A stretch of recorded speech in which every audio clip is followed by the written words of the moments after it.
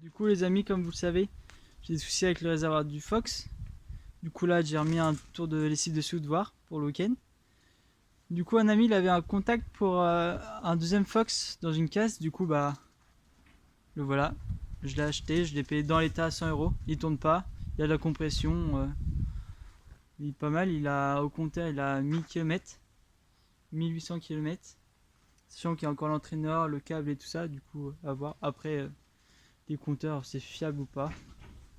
Voilà, quasiment complet. Le faisceau, bon, il a été un peu bidouillé, mais je vois, il manque le CDI. Il y a un fil vert qui se balade, ça doit être les lumières. Enfin, ça va.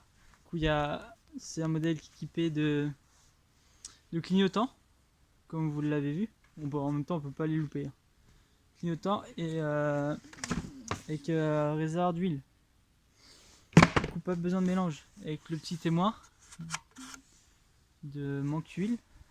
Après, bah évidemment, bon vieux top caisse. Bon, bah voilà, hein. Après, il n'y a pas la clé, tant pis. Il manque un carter. On voit l'état général, hein.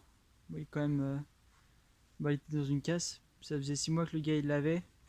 Ça fait un moment qu'il a pas tourné. Bon, là on dira rien pour ça, on a tous des défauts, hein. Du coup voilà, il démarre pas, il y a de la compression. La compression encore, je pense que les segments ils sont collés. Du coup voilà, par contre, le fait pour que j'ai acheté le réservoir, il est propre, très propre, beaucoup plus propre que l'autre. Je vais vous montrer, regardez. Il y a un peu de roue superficielle, mais je sais même pas si je vais y toucher. Vous voyez, je vais le rincer.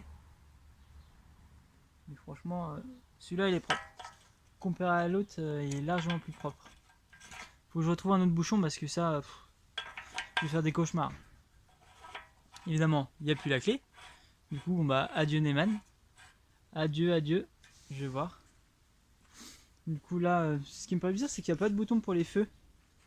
Là, le bouton rouge, souvent, c'est le bouton de klaxon. Là, les clignotent. Mais il n'y a pas d'autre bouton pour les feux. Soit les feux sont allumés en continu. Bah, ça doit être, je vois que ça parce que pas d'autre interrupteur. Dommage, moi je vous cherche un modèle avec démarreur électrique et tout ça. Ou alors c'est une vidéo que je vais faire. Sachant qu'il y a tout prévu, normalement il manque juste le démarreur, le système électrique et puis basta. Du coup voilà, ce que je pense faire, l'autre moteur il tourne nickel, celui de la noire que vous voyez derrière. Nickel, ce cadre là il est nickel. Il n'y a pas de POC, il n'y a pas de corrosion. Sauf que évidemment je changerai la plaque mine pour l'autre, vu que l'autre elle a jamais été immatriculée. De toute façon on s'en fiche un peu. Après je vais voir ce que je vais faire. Je vais faire un mix des deux. Sur celle-là, ce qu'il y a à faire, la roue arrière est bloquée, le frein avant il est bloqué aussi. Les deux roues sont bloquées. Le moteur il a pas tourné depuis longtemps. Là j'ai mis le bac en dessous parce qu'il y a une durite d'huile qui a cassé. Du coup je vidange l'huile. De toute façon, je sais pas combien de temps ça fait qu'elle est dans le réservoir. Alors je préfère la vidanger, repartir sur une huile saine et une huile de qualité. Sinon voilà, je pense que c'est là, je vais essayer de la faire craquer cet après-midi après un bon coup de Karcher. Je vais voir. Parce que là, pour vous montrer l'état du moteur, bah tout est noir quoi. Tout est noir, tout est gras. Là, le carter a été cassé, il a mis des rivets. Après là, il y a une vis, je vais enlever la vis, je vais essayer d'enlever les carters, voir. Les pneus, tout ça, c'est mort. De toute façon, la roue arrière est complètement coincée, alors je peux rien y faire. Voilà, la dernière fois qu'elle a été assurée, c'était en 2014. Du coup, elle a pas tourné. Enfin, il a tourné 2014, maintenant ça fait 6 ans quand même, mais c'est pas si vieux que ça. Du coup, voilà. Je vais voir, je sais pas à quoi ça sert ça. Ça va être pour l'huile. Faut que je regarde, je vois pas du tout comment ça marche sur ces modèles-là. Il doit y avoir une arrivée d'essence, une arrivée d'huile. Ça, je sais pas ce que c'est ça. Si vous savez ce que c'est, cette fiche là sur le carburateur, faut que je regarde, sur l'autre je l'ai pas. Ah, ça doit être le starter. Ça va être un starter automatique.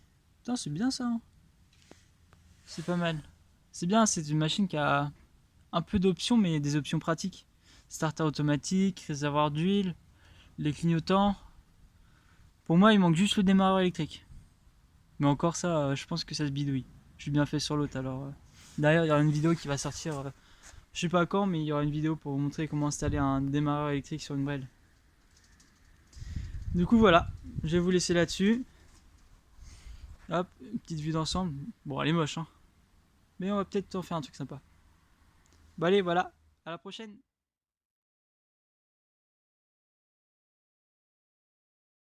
Du coup, les amis, comme vous la voyez, j'ai commencé à démonter. J'ai démonté principalement pour voir pourquoi j'avais pas d'étincelle. Du coup, je voulais avoir un œil sur tout le faisceau électrique pour voir s'il n'y avait pas d'interrupteur caché ou autre chose.